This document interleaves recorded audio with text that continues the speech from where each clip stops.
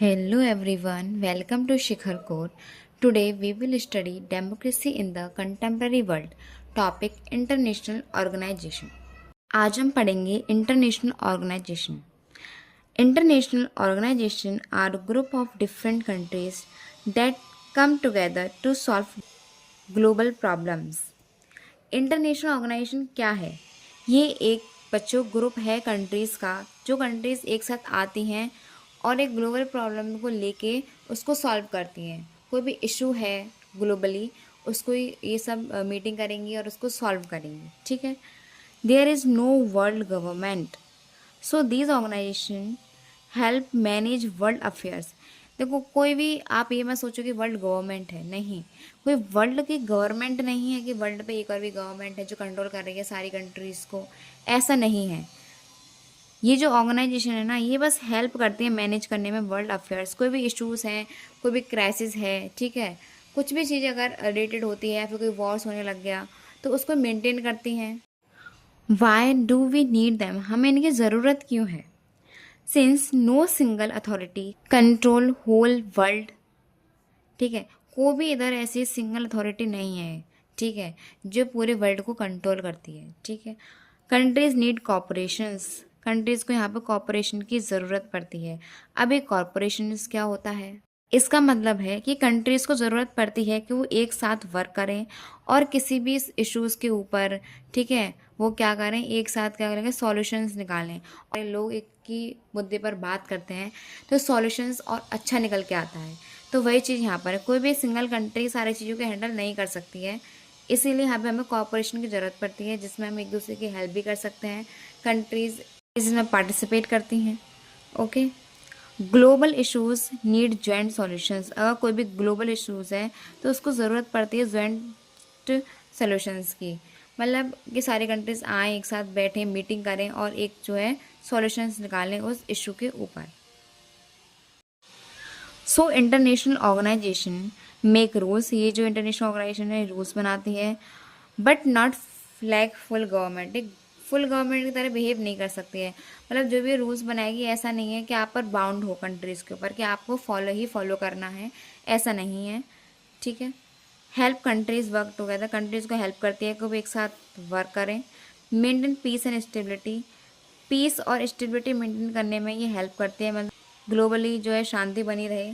ठीक है. वर्ल्ड में कोई वॉर लाइक सिचुएशंस ना हो और स्टेबिलिटी बनी रहे, मतलब बैलेंस बना रहे. ठीक है, कंट्रीज़ के अंदर. मेन एग्जाम्पल है यूनाइटेड नेशंस. अब देखो, यूनाइटेड नेशन क्या है? United Nation is an international organisation formed in 1945 after world war second. United Nation एक इंटरनेशनल ऑर्गेनाइजेशन है. मतलब इसके अंदर ही बहुत सारी कंट्रीज़ हैं, ठीक है, आती हैं. और ये कब फॉर्म हुआ था? 1945 में फॉर्म हुआ था, वर्ल्ड वॉर सेकेंड के बाद. ठीक है.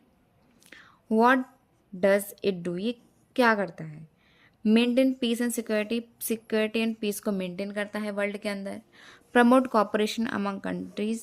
कंट्रीज़ के बीच में कॉपरेशन को प्रमोट करता है. मतलब कि आप एक साथ वर्क करिए. ठीक है. आप एक अगर कोई इशूज़ है ग्लोबली, आप उसको हैंडल नहीं कर पा रहे हो, तो आप जो है उस पर बात करिए, आप उसका सॉल्यूशन निकालिए. ठीक है. या फिर आपको किसी चीज़ की ज़रूरत है, मान लो फंड की ज़रूरत है, तो उस चीज़ में हेल्प करते हैं कंट्री एक दूसरे को. ये सारी चीज़ें होती हैं. Work for economic development. आप इकोनॉमिक डेवलपमेंट के लिए भी वर्क करते हैं कि किसी भी कंट्री के अंदर पॉवर्टी ना रहे. ठीक है, गरीबी ना रहे किसी कंट्री के अंदर. ठीक है. और सबकी कंट्रीज़ की इकोनॉमी भी क्या रहे, हाई रहे. ये इनका मोटिव रहता है. Supports social equality. Social equality को भी सपोर्ट्स करते हैं. मतलब डिस्क्रिमिनेशन जैसे सिचुएशंस ना रहें, ऑर्डर्स फॉलो हों. ठीक है, लॉ एंड ऑर्डर्स.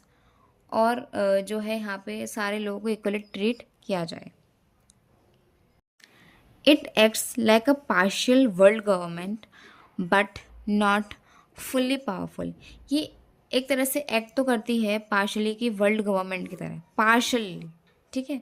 बट ये फुल पावरफुल गवर्नमेंट नहीं है. ठीक है. सबसे पहले हम इसको फंक्शंस की बात करते हैं. पहला फंक्शन है इसका making rules banana. The United Nations create international law and agreement. United Nations है, ये एक इंटरनेशनल लॉ बनाता है, सारी कंट्रीज इसको फॉलो करती हैं, और कुछ एग्रीमेंट्स बनाता है, ये भी इनको फॉलो करने होते हैं। बट मैं फिर भी कह रही हूँ ये बाउंड नहीं होता है कंट्रीज़ के ऊपर। Countries usually follow them. Countries मतलब यूजुअली उनको फॉलो तो करती हैं। रेयर जो सिचुएशन होती है कि वो उनको फॉलो ना करें, मोस्ट ऑफ द टाइम वो फॉलो ही करती हैं। ओके। सेकेंड फंक्शन है मेंटेनिंग पीस। पीस को मेंटेन करना वर्ल्ड के अंदर, done by the United nation security council. United nation security council body है जो ये देखती है कि वर्ल्ड के अंदर पीस मेंटेन हो रही है या नहीं हो रही है। वर्ल्ड के अंदर पीस मेंटेन करना इसकी मान लो इसकी जिम्मेदारी टाइप होती है। इसका मतलब कहते हैं प्रिवेंट वॉर्स होने से बचाती है ये, ठीक है। Take action against aggressive countries, और ये एक्शन लेती है किसके अगेंस्ट में, जो भी एग्रेसिव कंट्रीज़ होती हैं उनके अगेंस्ट में। मतलब जैसे कि जो बात में भड़क जाती हैं, वॉर करने के लिए तैयार हो जाती हैं, ठीक है, या फिर कुछ उनकी स्टेटमेंट ऐसे होते हैं जिससे कि वर्ल्ड के अंदर लड़ाई भी हो सकती है, उन पर ही एक्शंस लेती हैं। Can send peace keeping forces. ये बॉडी क्या करती है, ऐसे कंट्रीज़ के अंदर पीस कीपिंग फोर्सेस को भेजती है। ये सोल्जर स्टेप्स होते हैं जो उस कंट्री के अंदर जाके वहाँ की टेंशन को क्या करते हैं, कम करते हैं, ठीक है, प्रिवेंट करते हैं कॉन्फ्लिक्ट्स को। थर्ड फंक्शन है इसका giving loans and financially help. First body है इंटरनेशनल मॉनेटरी फंड्स। देखो ये जो बॉडी है ये gives loans to countries in financial crisis. ये कंट्रीज़ को लोन देती है किस कंडीशंस पर, कोई फाइनेंशियली क्राइसिस आ जाता है कि उसकी कंट्री की इकोनॉमी नहीं है, ठीक है, या फिर कुछ भी चीज़ हो सकती है कभी भी, तो ये उनको लोन्स देती है। World bank helps in development projects. World bank आपको जो है फंड्स वगैरह प्रोवाइड करती है डेवलपमेंट प्रोजेक्ट्स के लिए, ठीक है। आपको अपनी कंट्री के अंदर कोई भी प्रोजेक्ट है जो डेवलपमेंट से रिलेटेड है तो आप इससे फंड मांग सकते हो अगर आपके पास नहीं है तो। But they also ask countries to follow certain economic rules. But एक जैसे मान लीजिए ये देती है ना लोन्स इनको, उसके बदले में ना कुछ कंडीशंस रखती है जो कंट्रीज़ को माननी पड़ती हैं, ठीक है। Is the United nation democratic. क्या यूनाइटेड नेशन डेमोक्रेटिक है? तो इसका आंसर है पार्शियली येस और पार्शियली नो, है भी और नहीं भी। कैसे? कुछ इसके डेमोक्रेटिक फीचर्स हैं, वो कौन कौन से फीचर्स हैं?